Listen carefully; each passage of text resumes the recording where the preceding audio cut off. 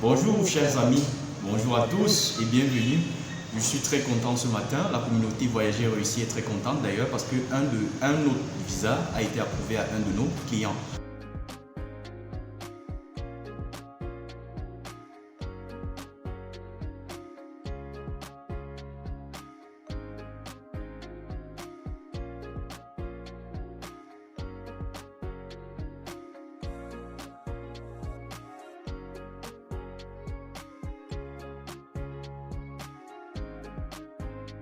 Pourquoi est-ce que je fais une vidéo aujourd'hui? Je fais une vidéo évidemment pour redonner espoir à ceux qui l'ont perdu et également pour vous expliquer, évidemment le cas de ce candidat qui est d'ailleurs très exceptionnel. Et donc, pour tous ceux évidemment qui ne me connaissent pas encore, je suis Wilfried Gassa, formateur immigration accompagnateur.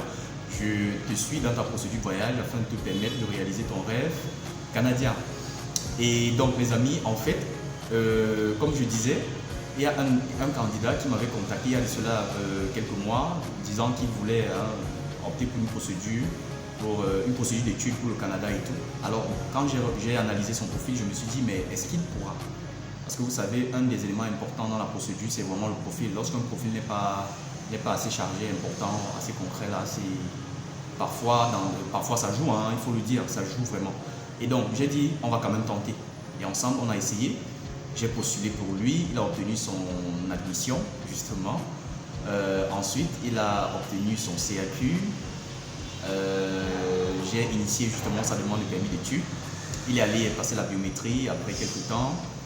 Et ce qui se passe là, c'est que, évidemment, c'est vrai que cette période, j'avais beaucoup de dossiers, évidemment, que j'avais soumis, y compris son cas. Mais là, son cas était, on va dire, vraiment très exceptionnel. Pourquoi? Parce que déjà, son dossier a mis long. Son dossier a vraiment mis long, beaucoup plus que possible. Nous avons tellement entendu. Nous nous sommes dit à un moment donné, voilà, c'est mort, c'est peut-être mieux d'abandonner. Et je vous rappelle qu'il allait passer la biométrie durant la période où le gouvernement prenait déjà des nouvelles résolutions et tout. Donc, vous comprenez que ce n'était pas très évident. Mais là, après la biométrie, ce qui s'est passé, c'est que il n'a pas reçu justement la lettre pour la visite médicale dans les délais normaux comme les autres candidats. En principe, dans un délai de 2 mois, naturellement, 2 mois et demi, vous êtes censé recevoir naturellement une lettre pour la visite médicale. Quand 3 mois se sont déjà écoulés, en fait, ce qui se passe là, c'est que ce n'est plus, là les délais sont déjà dépassés, si on va le dire ainsi. Mais c'est vrai qu'il y a eu des mises à jour justement sur les délais de traitement du permis d'études et tout. Mais là, je vous explique parce qu'on est dans son cas, je vous parle de son cas en fait. Et donc, on a attendu beaucoup plus que prévu. Dans son cas, la lettre est venue après 3 mois, on va dire après 3 mois, peut-être 2 jours, quelque chose comme ça.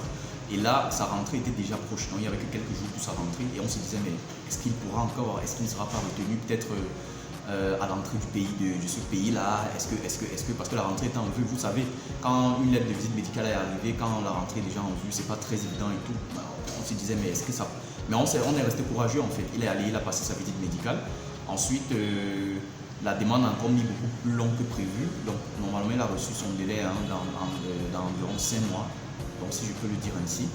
Et là, je ne cessais de faire des requêtes à l'IRCC, comme je vous le disais, ne perdez jamais espoir. Et donc, comme par magie, évidemment, il a reçu évidemment la lettre qui lui demandait justement d'aller apposer le passeport, qui lui demandait d'aller déposer son passeport. Mais excusez, c'est la joie qui déborde. Où on lui a demandé d'aller déposer son passeport et tout au centre de réception de demande de visa, au CRDV et tout du Cameroun. Et là, il est allé et tout. Il a déposé après, naturellement, avant une semaine même, je pense bien, son visa est sorti et ça a été approuvé. Il a eu un visa approuvé.